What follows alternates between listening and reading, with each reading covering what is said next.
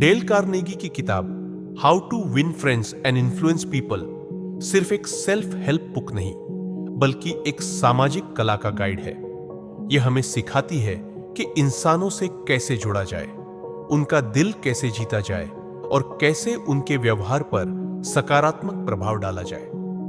यह पुस्तक वर्षों से दुनिया भर में लोगों को उनके व्यक्तिगत और पेशेवर जीवन में सफल बनाने में मदद करती आ रही है। इस किताब की शुरुआत इस सरल लेकिन गहरे सत्य से होती है कि लोगों से जुड़ने की कला जीवन की सबसे महत्वपूर्ण और शक्तिशाली कला है।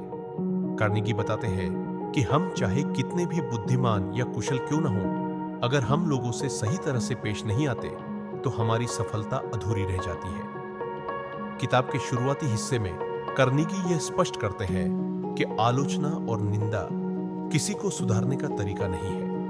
जब हम किसी की गलती पर नाराजगी जताते हैं तो वह व्यक्ति रक्षात्मक हो जाता है और बहाना ढूंढने लगता है। इसके बजाय अगर हम समझदारी और सहानुभूति से पेश आए तो व्यक्ति खुद को बदलने के लिए प्रेरित होता है। किसी को बदलने का पहला कदम यह है कि हम खुद उसकी नजरों से चीजों को देखने की कोशिश करें। एक और महत्वपूर्ण संदेश किताब में यह है कि इंसान को सबसे ज्यादा खुशी तब मिलती है जब उसे सराहा जाए, उसे सम्मान मिले। डेल कार्नेगी हमें बार बार याद दिलाते हैं कि तारीफ एक शक्तिशाली साधन है, लेकिन वह सच्ची और विशेष होनी चाहिए। दिखावटी प्रशंसा या झूठी चापलूसी किसी काम की नहीं होती, बल्कि सच्ची और ईमानदारी से की गई प्रशंसा लोगों को बदल सकती है। कार्नेगी हमें यह भी सिखाते हैं कि अगर आप चाहते हैं कि लोग आपसे जुड़े और आपको पसंद करें, तो सबसे पहले आपको उनकी बातें सुननी होंगी, उन्हें महत्व देना होगा। यह किताब बार बार कहती है कि अच्छे संबंध बनाने की शुरुआत सुनने से होती है, कहने से नहीं। जब हम सामने वाले की रुचियों, पसंद नापसंद और विचारों में दिलचस्पी लेते हैं तो वे हमें पसंद करने लगते हैं। नाम याद रखना, मुस्कुराना, सामने वाले की प्रशंसा करना, ये छोटी छोटी चीजें लगती हैं, लेकिन कार्नेगी इन्हें बेहद शक्तिशाली सामाजिक औजार मानते हैं।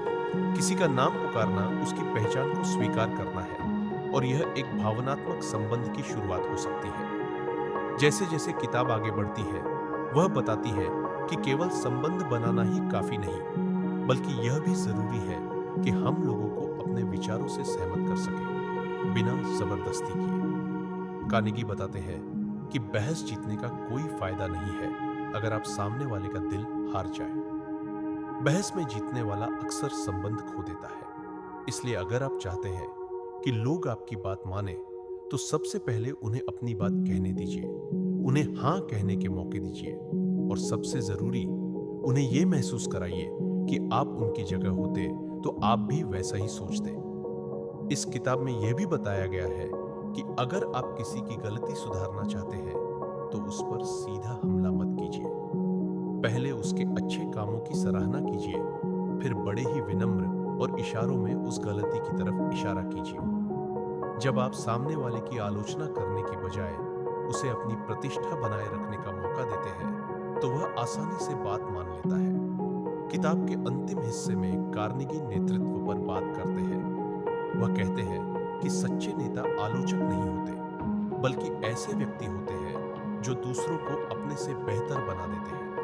वे सिखाते हैं कि अगर आप चाहते हैं कि लोग कोई गलती न दोहराएं, तो उन्हें यह यकीन दिलाइए कि वे उससे बेहतर कर सकते हैं। उन्हें प्रेरित कीजिए और ऐसा वातावरण बनाइए जिसमें वे खुद आगे बढ़ना चाहें। कार्नेगी बार बार इस बात पर जोर देते हैं कि इंसानों के साथ व्यवहार करते समय केवल तर्क और तथ्य काम नहीं करते। भावनाएं, सम्मान और पहचान उससे कहीं ज्यादा मायने रखते हैं।